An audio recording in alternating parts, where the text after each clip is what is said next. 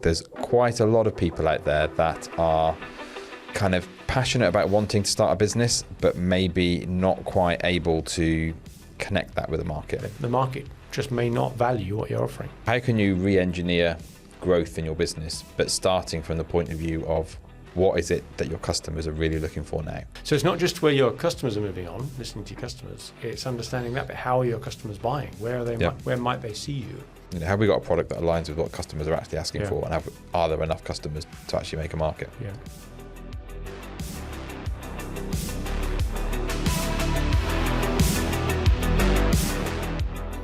So I was at an awards dinner last night. Sounds exciting.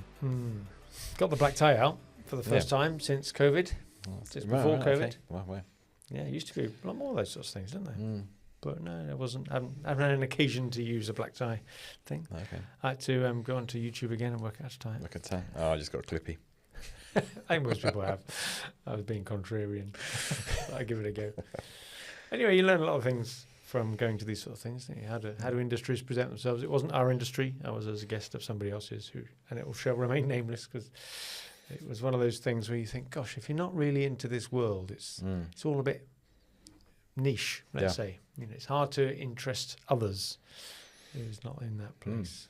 Well, it sounds. I think the less I say about that, the less of a I whole was lot going to say will dig for it myself. probably sounds more civilized than my evening, to be fair. As Which I was? continue my war against the pestilence. The rats. The rats, and now the box caterpillars that have destroyed my... The box caterpillars. I've got them too. So, yeah, I've deployed chemical, biological and physical means to... So, yeah, I think I sorted the rat problem, mate. The bait hasn't been taken. If only one of those was a predator of the other, you would have been able to solve I could have killed two birds pests with one. Two pests with one pest. That didn't go anywhere, did it? well-known saying. Yeah. So no, I think I've almost got it under control. Do you come around and do mine next? The caterpillars, I was getting quite into that actually. Are you getting more into the chemical side, the biological side, or the physical? I'm Pick them off and throw them away. It's biological and physical with the caterpillars, Right. and it was chemical with the rats. With the rats.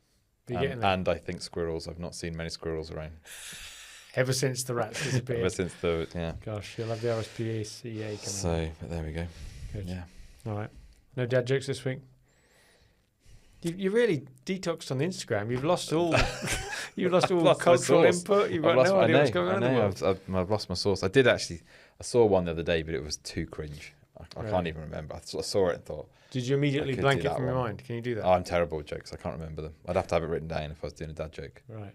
I'm an observational humour kind of guy. Oh, are you? Right, yeah. That's my genre of comedic. Doesn't work. Yeah, okay, Glee. good. Well, we'll save up for a future episode. We can tee you up for that. Should we do a podcast? Yep.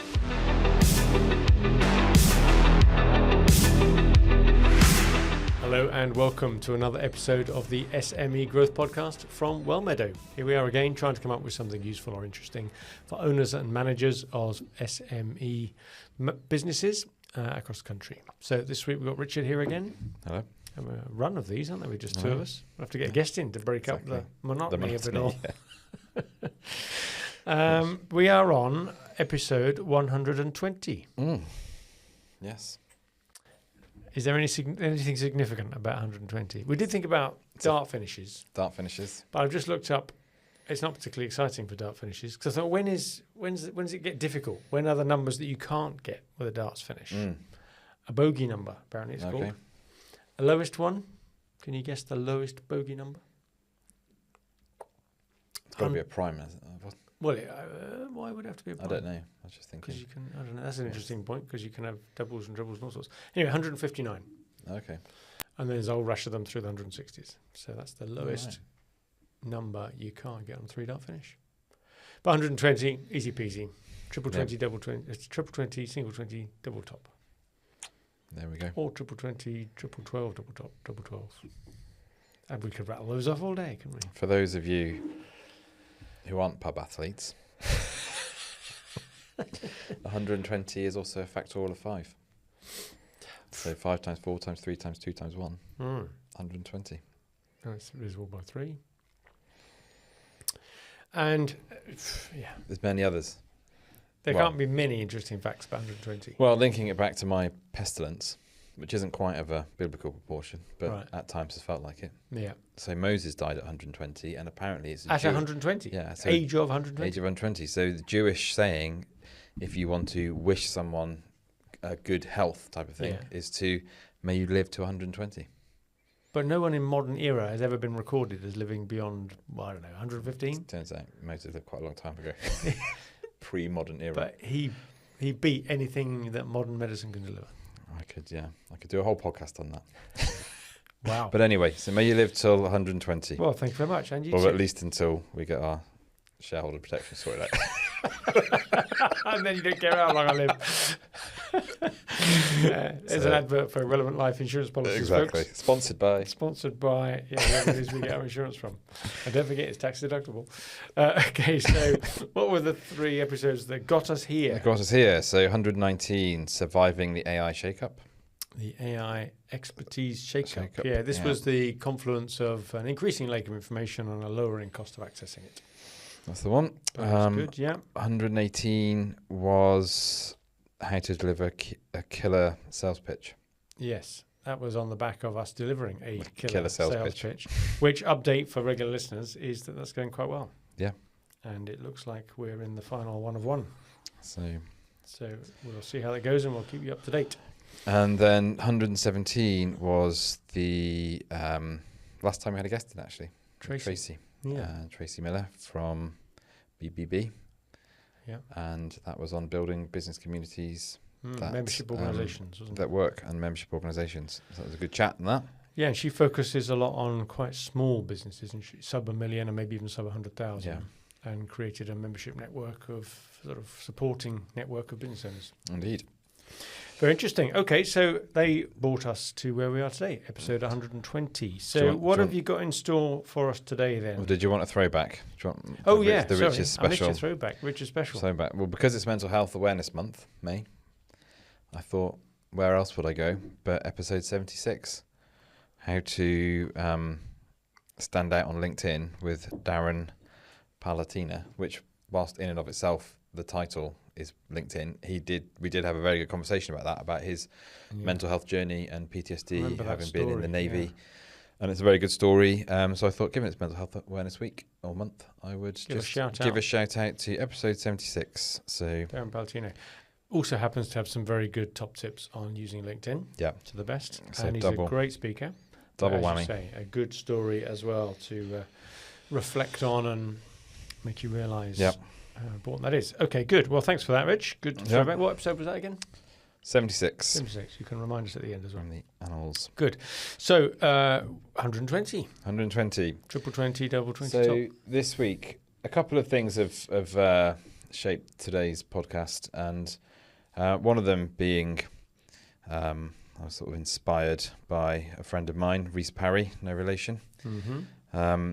And he was having one man's rant is another man's impassioned plea that we focus on our customers when we're looking to build businesses rather than getting kind of caught up in That our we own, should do that so. we should Yeah, do not so that we rather do and do listen so. to our customers and build products and services that align with their needs, wants and goals, rather than getting hung up on our own kind of vision and strategies. Has he had some sort of personal experience where that's gone the wrong way then, or frustration where others have not?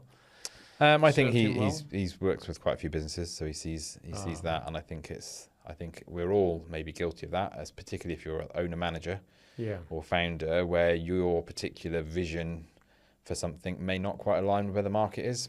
Do you know what I would have said? And this is going to be controversial now. The opposite of that.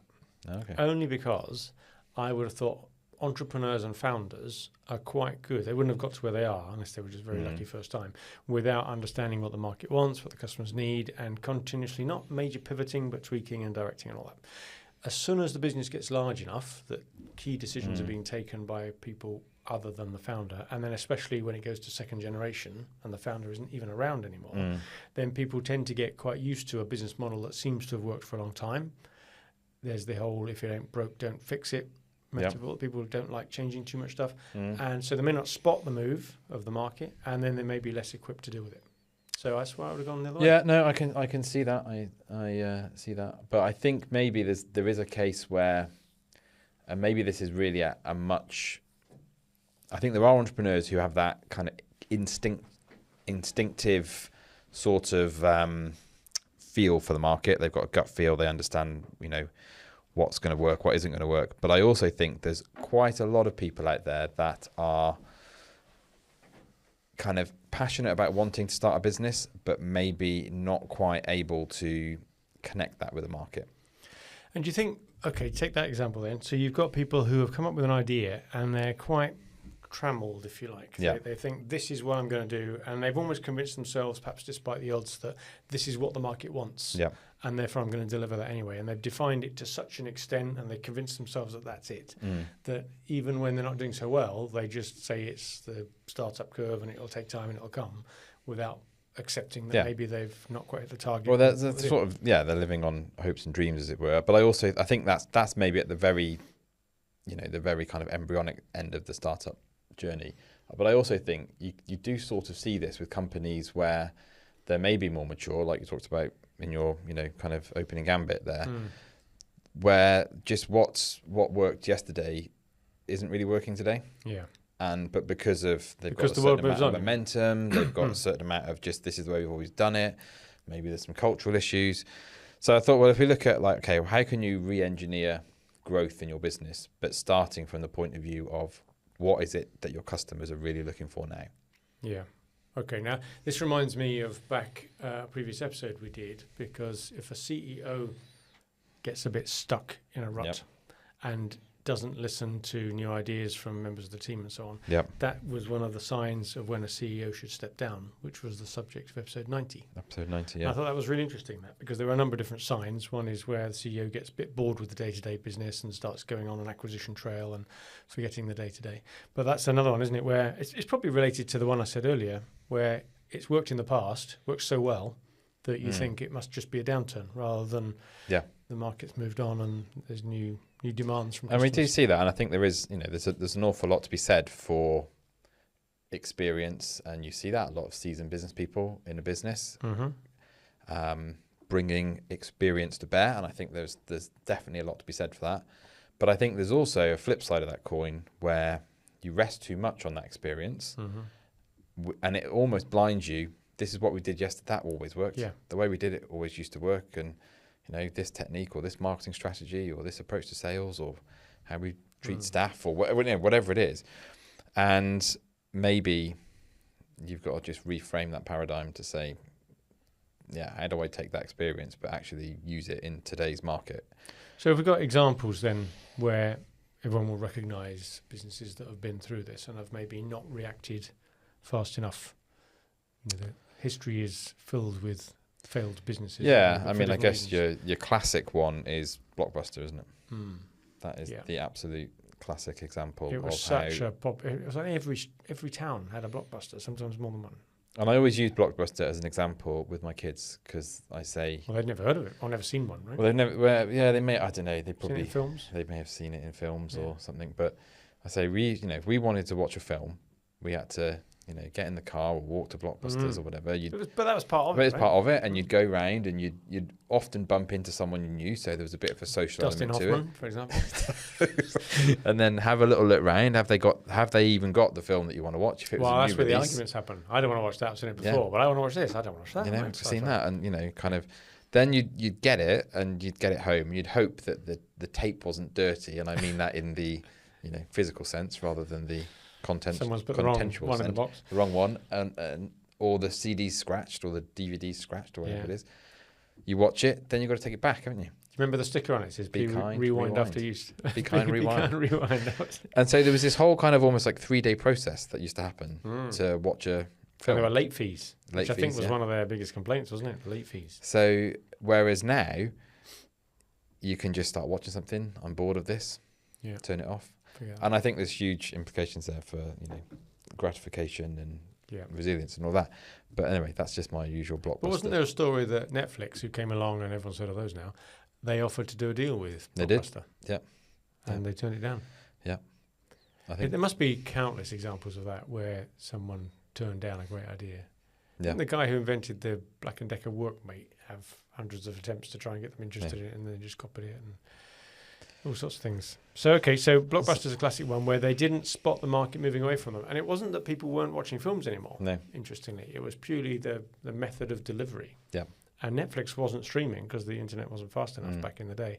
It was more about posting, wasn't it? You used to get a DVD through the letterbox. Love Film was the original Love Film, one, wasn't that was it. Yeah. And you used to sign up to it, and you would go online, AOL or something, and that was 9,600 board, I think. and you would get and it would come through the post, and you'd have to send it back, and you get a little envelope and send it back and all that. So I think that's the classic example of a big company that, despite multiple attempts to say, look, your market is moving, customer wants, needs, etc. are changing. I wonder how that board discussion went. You know, they wouldn't have all been head in the sand about it. I bet you there were people in that boardroom that says, "Hey, folks, come on, the market's moving away. We should do this." And then someone else said, "Oh, sure." Well, I don't know if it's on Mastermind. No, it's a masterclass or it's a YouTube video. But I remember there is a half-hour to hour-long documentary with insiders talking about what happened at the board level of that. So have a look on YouTube or wherever. But it's quite an interesting insight, because I think there was really quite an impassioned plea by Netflix to say, let's work together on this. Really. And this is just what's happening now. But they just dug the heels in, and bricks and mortar and all of that. So wow. Okay. So it's not. So I guess the lesson there, it's not about abandoning your expertise, but reframe it into and apply it to what today's problems are. Right, makes sense. Because a lot of businesses do have a lot of expertise in them. It's just about keeping on track with where things are today. So what's the trick then for companies, even if you are aware, for example, that the vision lock problem is a reality and that you've got yourself in a rut of what it is that you think your business is all about and what you want to deliver, even if the customers don't understand you yet, it's a them problem, and you're in that mistake. Even if you're there, how do you structure your business in such a way or do things such that you can guard against this risk? So I think one of the things is to, it sounds obvious, but listening to your customer. And as we were talking about it, pre-roll, as it were, pre-roll, getting the jargon now after 120 episodes. We were just saying, well, how often do we speak to our clients? All the time. Yeah, but sure. In that way. And I've been doing some work this week with a particular client around how do we put feedback surveys together? How do you incentivize people? How do you make it so that you're getting valuable information back that you can then actually use, and then almost positioning it to say, look, this is something that the board. 'Cause I think oftentimes you'll get a customer survey, and you think, okay, well, who's this come from? Yeah. But by trying to frame it to say, look, this is something the board wants to know. This is all these data is going back to the board so that they can really understand. They are really interested in finding out what you think about the experience. And I think some of this is around as well.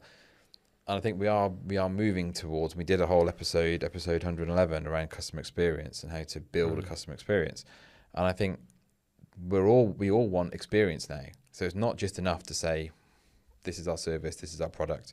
It's about how do you get every single touch point in that journey to be a really delightful customer experience that people want. And I think to do that, you really do have to listen to your customers. And more than just sending them a survey, a bit like people with ISO 9000 do because they say they have to. Because I think there's a danger with those, even if you get the Net Promoter Score and you can feel good about it, that the people filling that in just need to get out of their way. They're not really that incentivized to give you quality feedback. They know that you've got to get a survey filled in, and they get tick box, 555, whatever, and move on.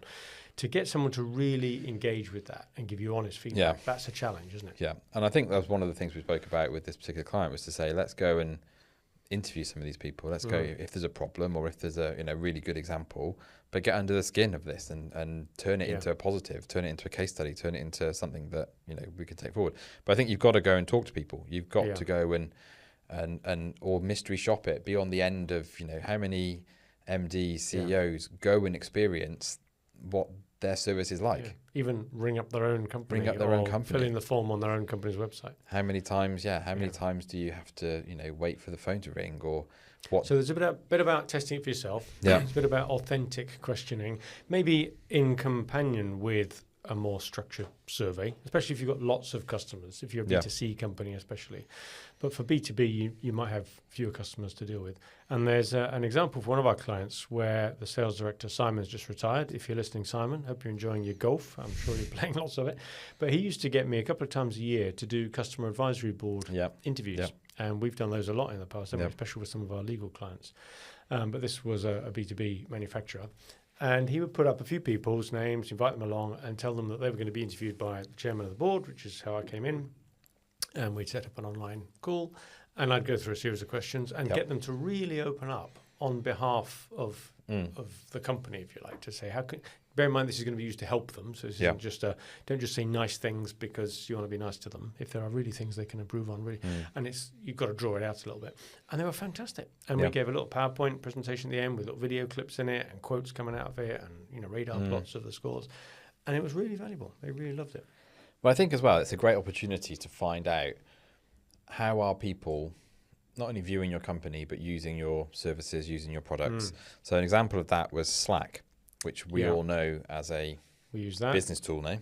Yeah, business messaging. On a day-to-day basis. Instant messaging but tool, that started out life as a sort of gaming communications tool.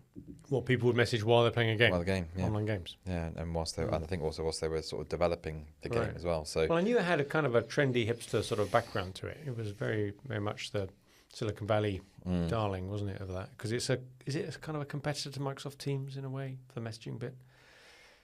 Yeah. Because a lot of companies don't use Slack because they've got Teams. Yeah. A bit like they don't use Zoom because they've got Teams. And I guess they're locked into the ecosystem. But anyway, that's where it came from. That's where it came from. Gaming. So they actually, they sort of saw how people were using it. They realized, well, actually, we've built this product for this market over here and this particular application.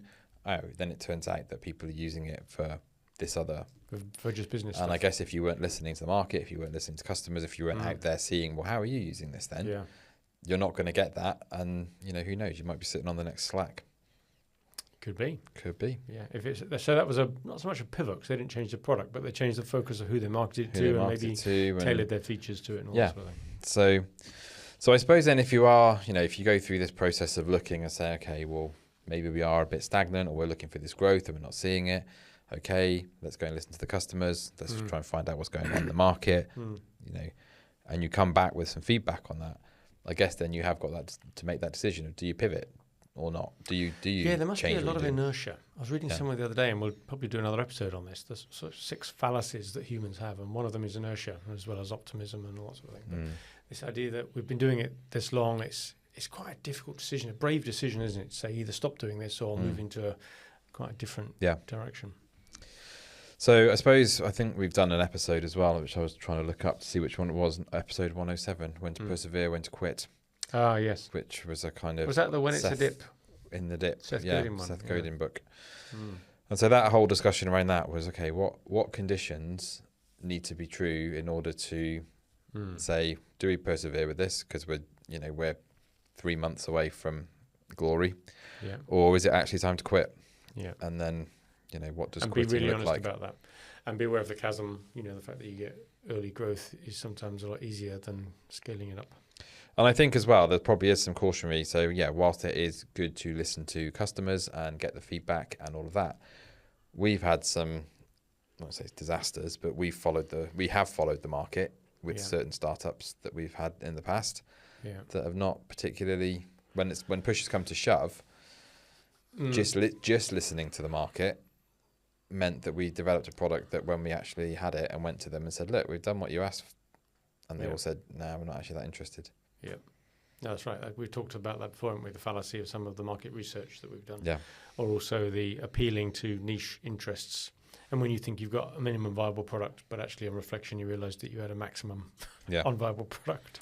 I saw that phrase, minimum lovable product. Yeah. What's that all about? That's a bit different from minimum viable product.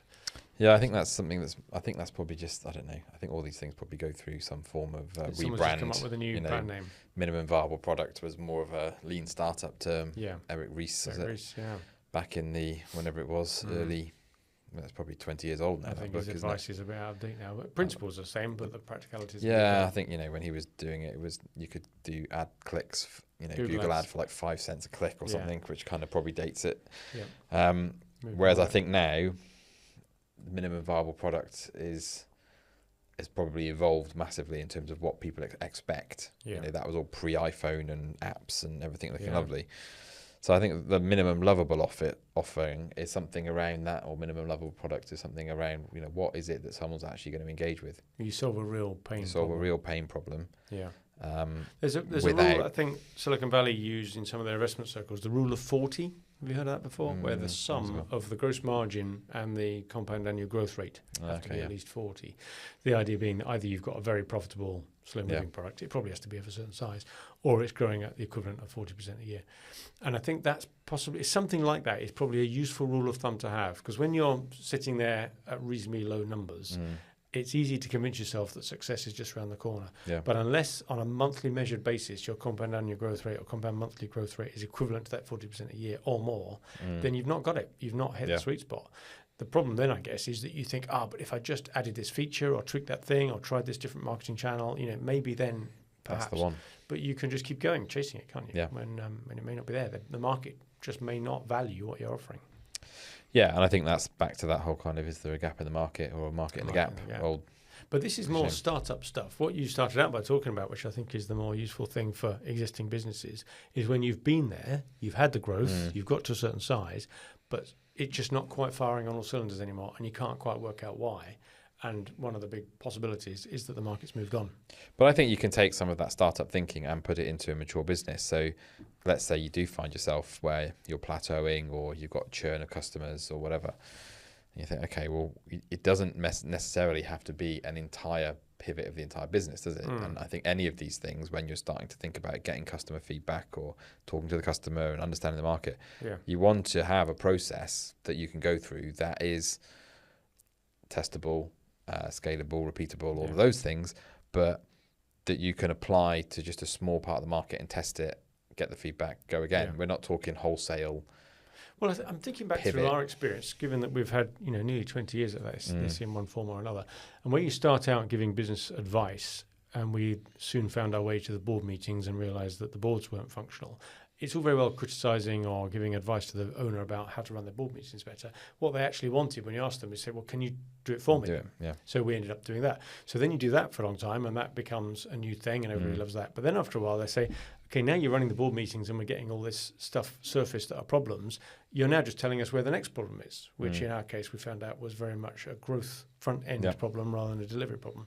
So telling us that we haven't got a good sales pipeline or an order win rate or a prospecting process or whatever, or we haven't got a decent CRM, now that's your problem. Can you just help us with that bit? So you end up, that's where you're following the customer.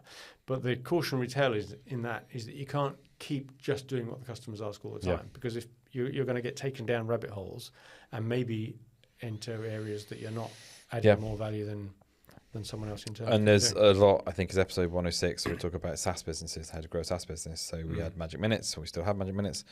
And that was an absolutely classic example of following the voice of the customer, and I want this feature and I want this feature. And it's not even whilst you're small, really. I think if you've got resources where you can listen and act, so you could be a huge company or startup, there's that kind of inclination to say, okay, we'll do that for you.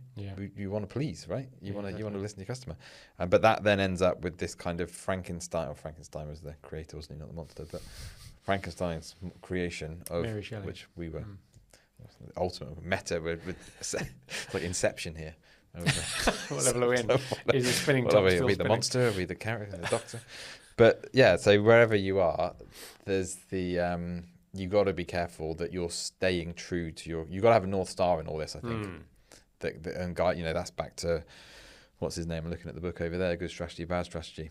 Richard Buckle. Which talks about having your guiding principles and real clear diagnostic, isn't it, at the start? Honest appraisal of where you're at, and then a kind of set of guiding principles, and then a coherent action plan. Well, back to your episode 14 vision. Do you need a vision? You need something to keep you pointed at the right sort of direction. It's a kind of check-in, isn't it? It's kind of an organizational success check. Is a vision, really. Yeah. Well, it's interesting to see what Google are doing, given that everyone knows that their vision and purpose is all about organizing the world's information. For a while, that was all about search. And now it clearly isn't all about search. Yeah. It's about how to harness AI to do that for you. And you can see it in their SERP pages, the search engine results page. It's changing beyond recognition from what it was a few years ago. And it's having, we've talked about this before as well, haven't we? How that's now fundamentally changing how businesses are having to think about blogging and producing content and lead magnets and even website design, because it's all different. Yeah. What worked before doesn't work anymore. So it's not just where your customers are moving on, listening to your customers. It's understanding that, but how are your customers buying? Where are they? Where might they see you? Yeah. What sort of channels can they buy you through? So I think if you're going to make this practical, I was thinking 3 things you could probably do. Is you could say, we love a top 3. Top 3. Yeah. Number 1, get out there and talk to your customers. Right. Make Physically, that a goal, face to face. Yep. Give them a call, even get on a Zoom, whatever. But go and actually speak to some people. To the floor, or be a customer yourself. Make that a goal. Yeah. If by the end of May, I want you all to talk to 5 customers. If you're listening, your homework for this week. Yeah, and then maybe second one would be to have a look at what products or services you're offering and think, well, is there a way of repackaging that, or is there something new that comes out of talking to your customers where you think that's something that might resonate? So we've got one at the moment around revenue forecasting with HubSpot. We're getting interesting amount of hits off the blog on it. We're getting a few inquiries around it. Now we could go down a road of spending lots of money turning that into something, but it may only be, we may have tapped out the market. Yeah. And even if you're getting 1 inquiry a week, when you're in it, that sounds like a lot, but it's not a market. Yeah. It just sounds like a lot when you're in it. Yeah. So you've got to be able to keep perspective.